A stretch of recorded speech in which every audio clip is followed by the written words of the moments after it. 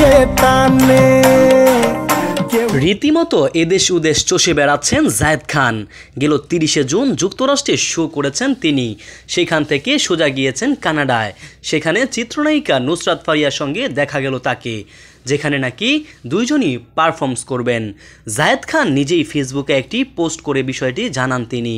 সেই post Nusrat ফারিয়াও share করেছেন, লিখেছেন সবার সঙ্গে দেখা হচ্ছে 14 জুলাই। জানা গেছে কানাডার ক্যালগেরিতে অনুষ্ঠিত হবে এই শো। ইতিমধ্যে জায়েদ খান ও নুসরাত ফারিয়া দুজনই নাচের রিহার্সালে অংশ নিয়েছেন।